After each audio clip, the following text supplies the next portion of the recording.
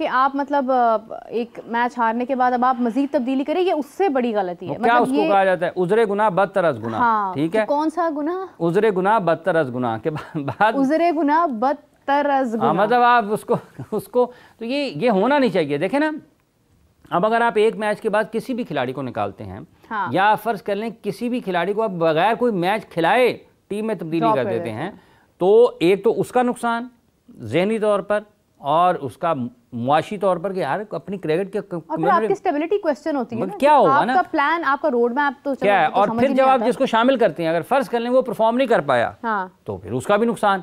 यार लो जी, इतना प्रेशर था, इतनी दबाव आया, इसको लेके आया, इसने क्या कर दिया। ऐसे टीमें नहीं बना करती हैं। तो इस सोच से और इस तर्ज अमल से और इस फिक्र से और इस काम करने के अंदाज को बदलने की ज़रूरत है।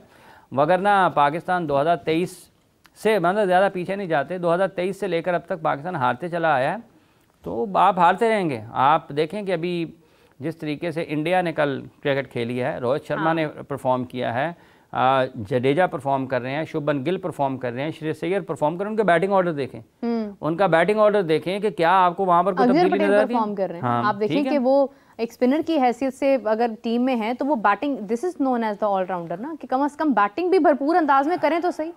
तो यहाँ पर हमारे, अच्छा हाफिज साहब, आपने बात की, कतई कलामी की माजरत चाहती हूँ, मैं उस बात पर वापस आना चाहूंगी। आपने कहा था कि बैटिंग फ्रेंडली कंडीशन है, और यहाँ पर अगर हमारे बैटर्स हैं, स्पेशलिस्ट बैटिंग के लिए उनको जाना जाता है, कम से कम उनको तो रन्स करने चाहिए थे।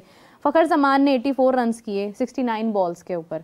बाबर आजम के 10 रन हैं, कामरान गुलाम के 18 हैं, रिजवान के 3 हैं, सलमान अली आगा के 40 हैं, तैयब ताहिर के 30 हैं, खुशदिल शाह के 15, शाहीन आफरीदी 10, नसीम शाह 13 और अबरार अहमद 23 रन।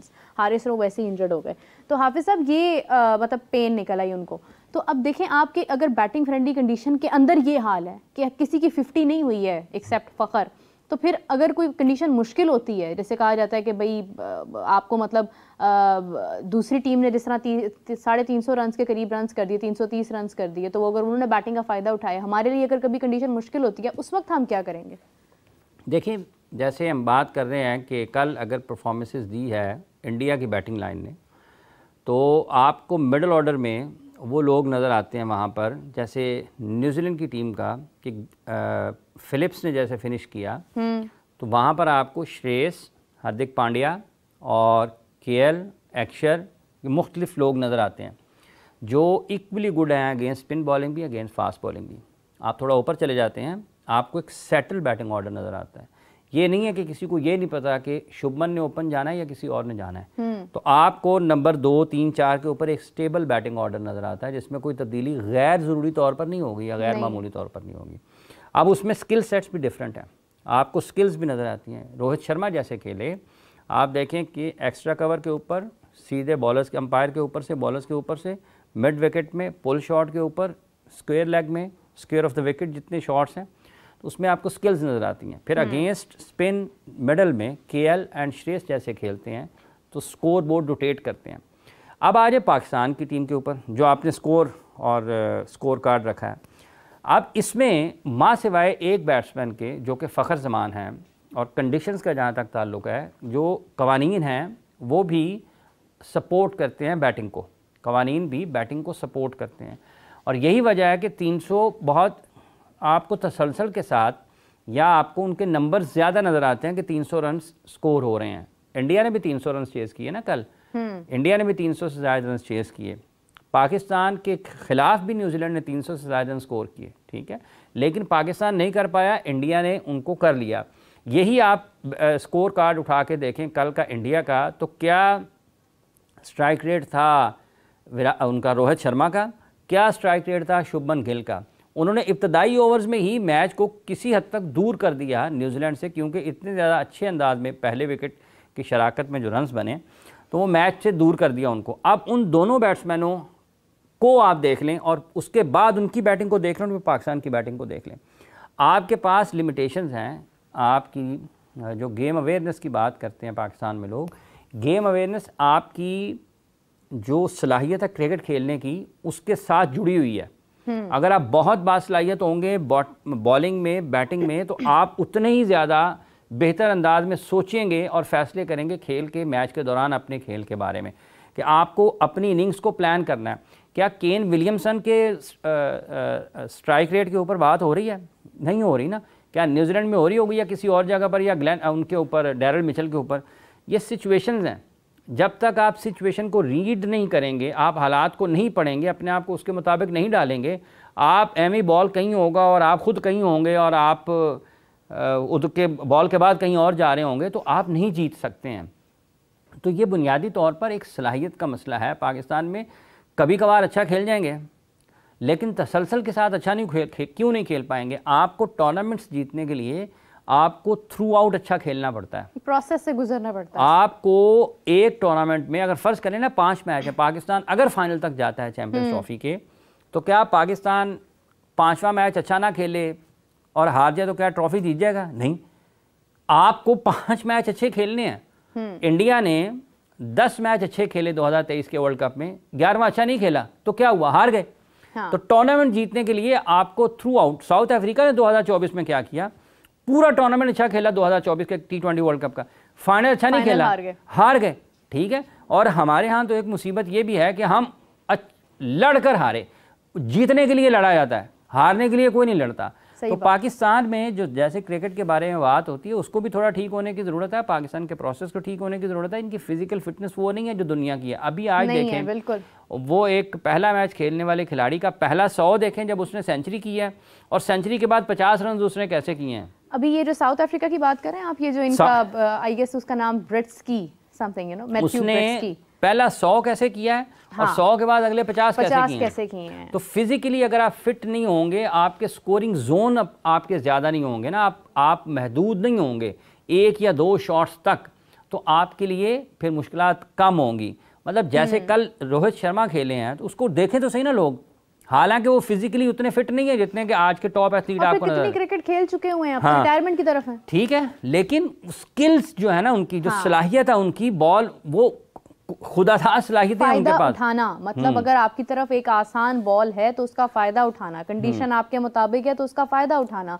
जैसे देखिए अगर हम उन्होंने जो कल बैटिंग की है वो कंडीशंस को उन्होंने खुद अपने हाथ में किया है। मतलब अगेंस्ट मार्कवुड अगर आप खेल रहे हैं और आप उनके हर उस बॉल को, जो कि इतना आसान नहीं है, आप अपनी सलाहियत की बुनियाद के ऊपर, जो प्रैक्टिस है आपकी और जो आपका कॉन्फिडेंस है, जिस तरह से आप 3200 में तो नहीं हो गए ना कि आपने जिधर का बॉल है उधर का खेला है। वो ऐसे तो नहीं किया कि यहाँ पे बॉल था बाहर तो उसको इधर लपेट के लेके जा रहे हैं, हाँ, वहाँ पे बॉल है तो उसको एक्स्ट्रा कवर है, इधर गिर रहा है उसको सीधा लेके जा रहे हैं, आपको मिडल लेग पर है उसको इधर खेल रहे हैं।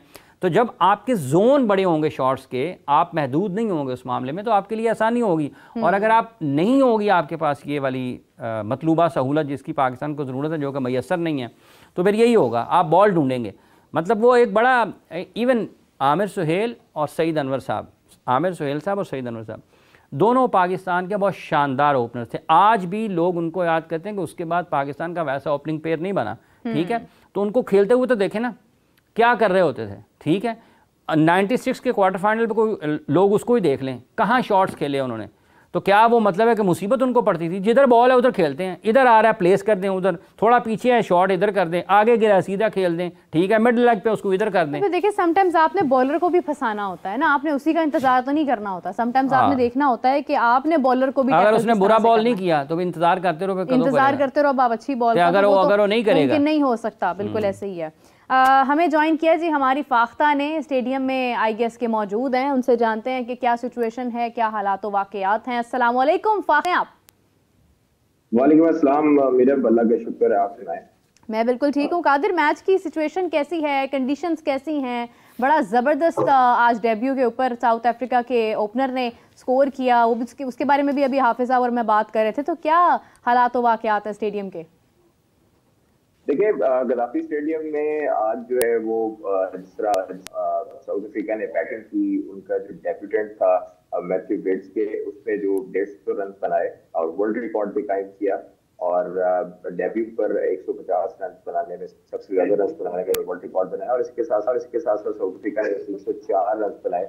अभी जो है अगर हम देख सकते हैं तो न्यूजीलैंड के जो बैटर्स हैं विलियमसन और कॉनवॉय, वो बैटिंग कर रहे हैं और अच्छी एक सिचुएशन में नजर आ रहे हैं न्यूजीलैंड की टीम। और पाकिस्तानी जो शायकीन क्रिकेट हैं वो भी अच्छी तादाद में मौजूद हैं।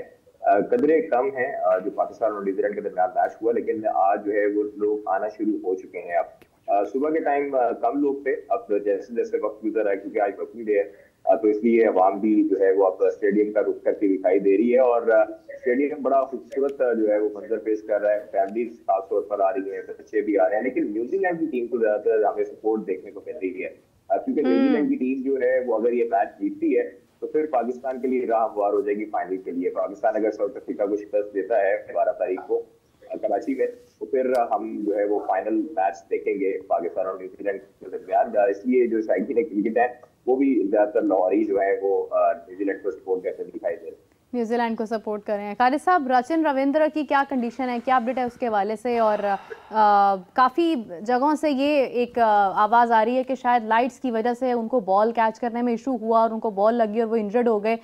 डॉक्टर नुमान न्याज ने ये बात की, फिर इसके अलावा राशिद लतीफ़ ने ये बात की, ग्लेन फिलिप्स ने ये बात की। तो क्या आपको लगता है कि वाकई में लाइट्स का फैक्टर था कि उनको इंजरी हुई? देखिए, मेरा बाप स्टेडियम में आई थी, आपने गद्दाफी स्टेडियम नया देखा, मैच भी देखा मेरे ख्याल में। और गद्दाफी स्टेडियम के जो लाइट्स हैं, पोल हैं, वो 70 फुट की लंबाई है उनकी। और उस 70 फुट में से मेरे ख्याल में अगर रचिन रविंद्रा यहाँ पर ड्रोन पे बैठ के कैच पकड़ ले तो फिर हो सकता है कि उनकी आंखों में लाइट जाए। अलबत्ता नीचे ग्राउंड लेवल पर अगर जमीन के आप लेवल पे देखें तो लाइट है और वो स्ट्रेट कैच था कुछ देर का।